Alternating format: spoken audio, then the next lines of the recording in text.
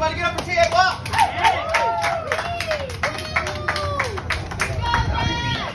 Hello, everybody. So my name is Thomas Walk. I'm a retired veteran, and I started doing this for my own wellness. And I won the National Veterans Competition last year, and they flew me to Denver to perform a suicide awareness piece. Gave me a lot of validation. Right now, I'm actually having a crisis. I'm having a mental health crisis right now. Like, I had a really bad trigger yesterday. I spent some time last night feeling really suicidal, laying next to my wife, just trying to figure out why I keep doing this. And I just keep doing it to like say that I didn't quit. I feel like that's like it. Some days, sometimes that's it. So if you're struggling, then do everything you can to break the cycle, because I could have stayed in bed. And I wanted to stay in bed. Well, I'm glad you didn't. Yeah! Oh my God, it's totally awesome! You got it. This is called Our Beautiful America. America the Beautiful is a fantasy of the past. And the truth is, we won't have much left if we don't fix some things fast. We've destroyed the American family cell, incubated chaos within political hell.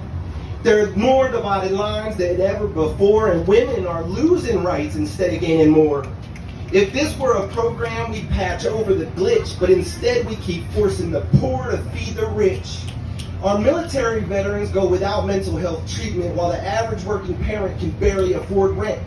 We have homeless in the streets while old buildings sit and rot, while we raise even more money for the next big issue that's hot.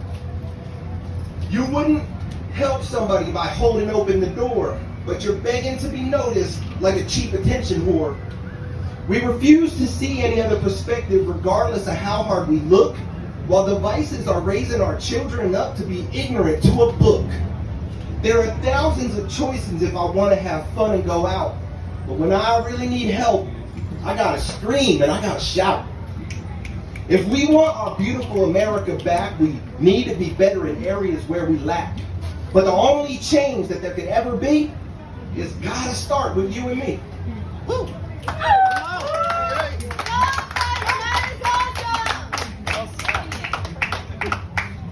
That big mouth is my son, Sean. This next one is called I'm a Dealer. Some people think I'm a healer, but I'm not. See, I'm a dealer. I'm a dealer of the words of fate. I'm a person that evil men love to hate. They act like I'm acting mad wild, treating me like an unruly child, creating more disorder, shape, and style, trying not to let me win. So if I'm up here on this stage and I sound like I'm enraged, I'm trying to break out of this cage the broken system put me in. The message I'm dealing, it's simple enough. Just some advice like, always be tough. Yo, always take a minute to be kind, because life doesn't have a rewind.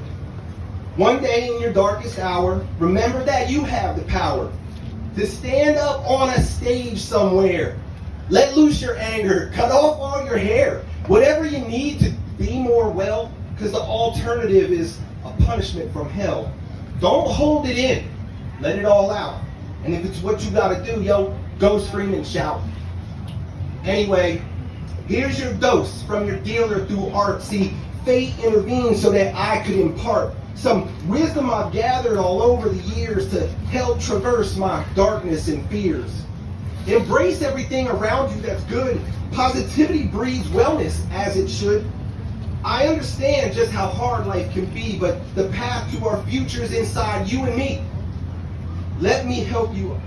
Walk it with me and hold my hand. Let me help you understand. No matter the depth of your despair, you have carried your strength everywhere.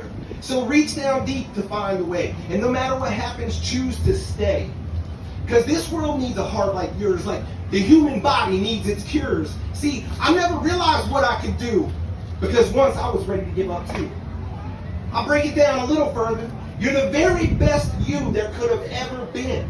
And I promise you that you'll inevitably win if you always choose to keep holding on and never stop moving forward.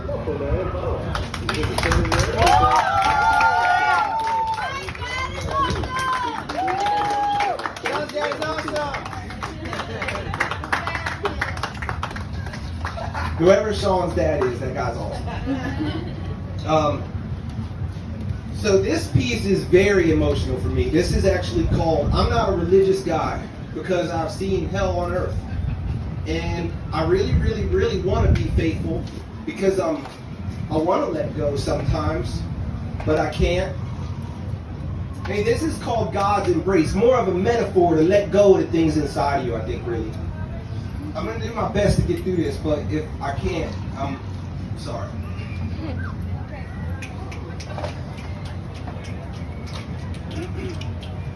This is called God's embrace.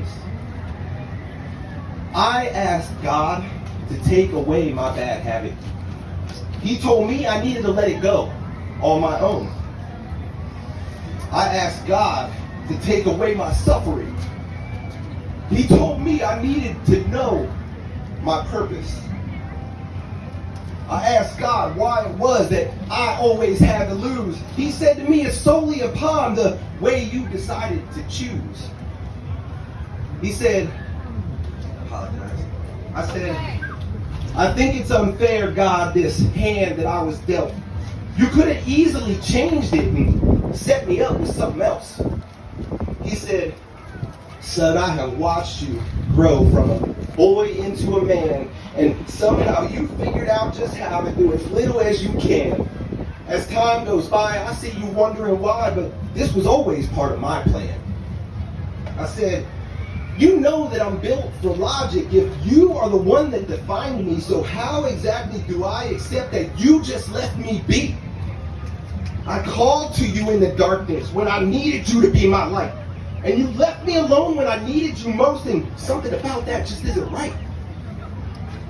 He said, I know you felt alone, but there were times I carried you, and if it weren't so dark where you chose to hide, then you would have noticed too. I know you needed someone to blame, and that's what fathers do, but there was never a time I left you alone. I never abandoned you. I broke down in tears, confronted by the reality of the situation.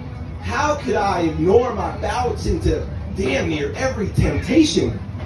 I said, I swam against the current for as long as I possibly could.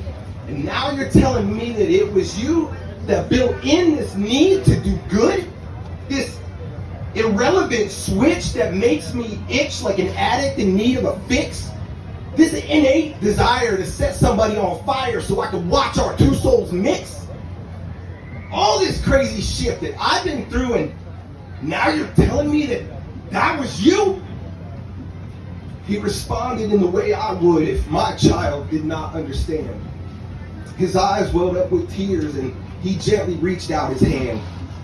He pulled me close and we embraced. In that moment, I felt all the love that I had chased.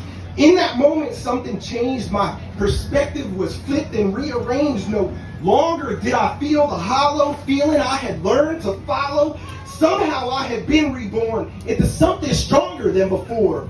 I'm somehow the same and somehow different. And in an instant, I finally realized it.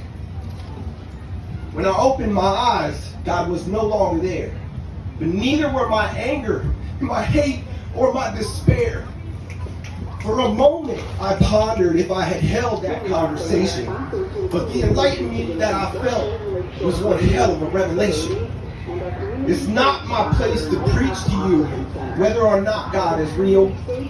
Maybe I was just talking to myself, but I know I'm starting to heal. Thank you.